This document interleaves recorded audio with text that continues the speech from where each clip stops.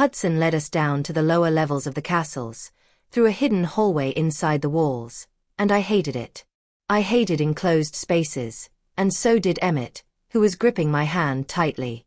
I noticed Daisy looking at us from time to time, and then down at our hands, and when I read her mind, I realized she was jealous because she had a crush on Emmett. Poor girl was going to get her heart broken if she continued down this road.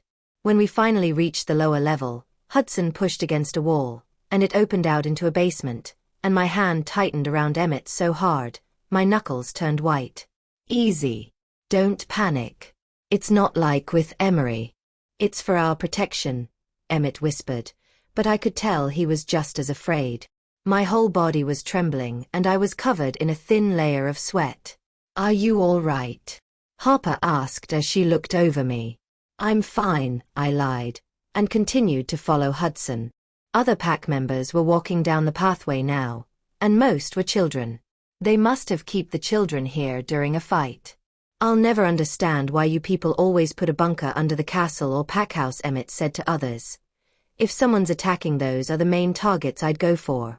Hell, I have gone. I nudged him and he shut up looking worried. The fool was going to admit that he'd helped Emery attack other packs. As we reached the entrance of the bunker where guards were letting pack members inside, and writing their names down in a tablet, I froze. I couldn't do this. I couldn't willingly go inside and be locked in. Zon, you're holding everyone up. Emmett tried to push me forward, but I growled at him, and he quickly stepped back, knowing not to push me when I was upset. I could feel my head getting dizzy and my heart was racing in fear, as my powers started bubbling to the surface. But then something happened that shocked me and all the fear died down. May reached out and grabbed my hand. Big sister, you have to move, she said in her sweet voice, and I looked down at her in shock. How had she calmed me? Was it because she was related to my mates? Everyone's waiting. I looked behind me and saw a few pack members waiting, so I quickly started walking again, and Emmett reached out to grab my other hand again. Princess Harper, the guards greeted them before turning to me. Name? This is your future queen, Daisy told him. Luna Zania. I groaned internally. I hated having a fake name. Then tell our mates who you are.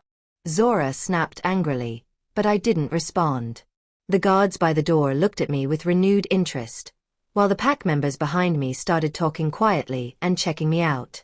Forgive me, Luna, the guard said quickly. Please go ahead. Name. He turned to Emmett. Emmett, he said and walked inside with me. The royal bunker I found myself in was unlike any other I had ever entered. It was enormous, reminiscent of a stadium. In the central lobby, long tables were set up where volunteers handed out blankets and bags likely containing clothing and toiletries.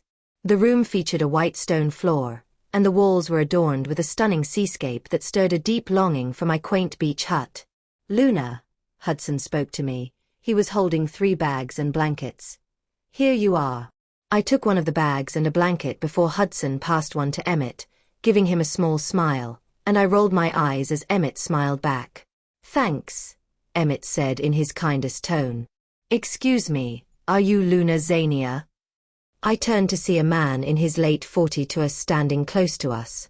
He was wearing a suit and smelt like sandalwood, which I didn't really like. I'm Zon, I corrected.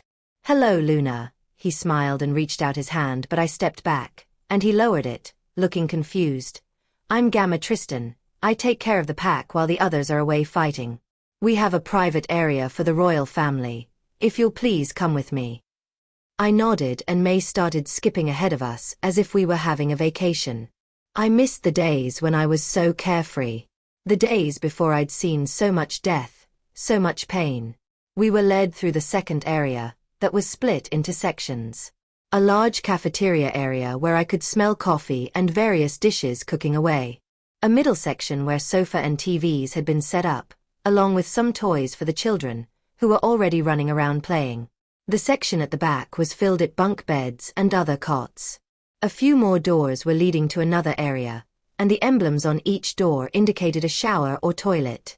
Great, I complained as we stopped at a guarded door. An even smaller room.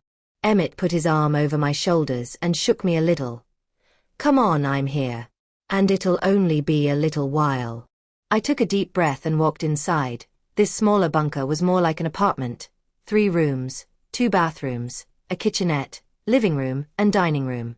Would you like anything to drink, Princess Luna? Daisy asked. No, thank you, I answered. If I want something, I will get it myself. No thank you, Daisy, May said sweetly, still completely unfazed. This kid was either in denial of the fight at the border, or she was just a super bubbly kid. So what? Emmett complained. Are we supposed to just hang out in here? This is so boring. I smiled at him. You could always go and stand guard with Hudson, I said innocently, but Emmett just glared at me. We can play a game, Daisy told him. Yay! May clapped and ran over to the TV cabinet and pulled out some cards. Can we play fish? What's fish? Emmett asked as we all sat down at the coffee table. I quickly explained and we started playing, but I couldn't concentrate. I hated being trapped in here. It was bringing up memories I was trying hard to forget. Even Zora was restless, though part of her concern was directed at our mates. Ask someone to link them and see if they're okay, she demanded. No, just stop nagging, I told her and exhaled. Is something wrong, Luna? Daisy asked as she picked up a card.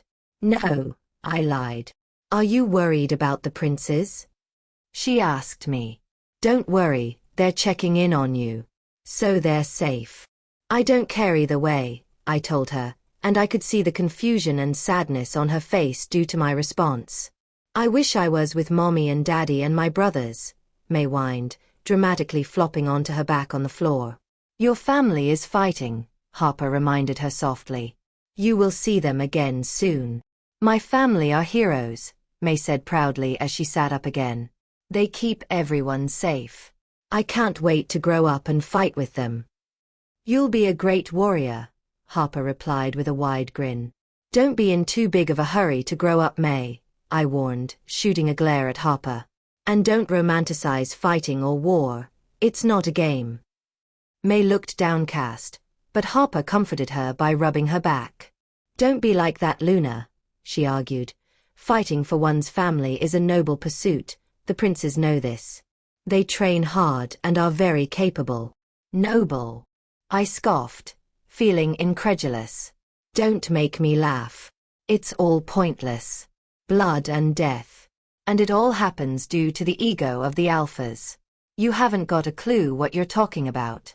Have you ever even been in a fight? No, she admitted, looking annoyed. Of course not. I stood up. Why don't you go fight, and then we'll see how noble you think it is when you're picking up your dead friends from the dirt, or having to watch someone die before your eyes because it was your life or theirs and you chose yours. I crossed my arms and walked randomly around the bunker, looking at items placed there. Have you?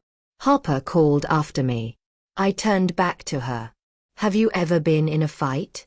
I thought you were locked up all these years.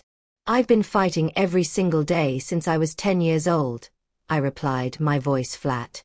I know more about it than you ever will. Don't encourage May. You don't even know May. I'm her nanny. I know her best and will decide what to encourage, Harper retorted cautiously. I glared at her. You're a fool, I shot back. How about we go for a walk? Emmett suggested quickly, rising from his seat. You're the Luna, aren't you? You should check on the pack. Fine, I said with a shrug, eager for an escape from Harper before I lost my temper and punched her in her foolish face.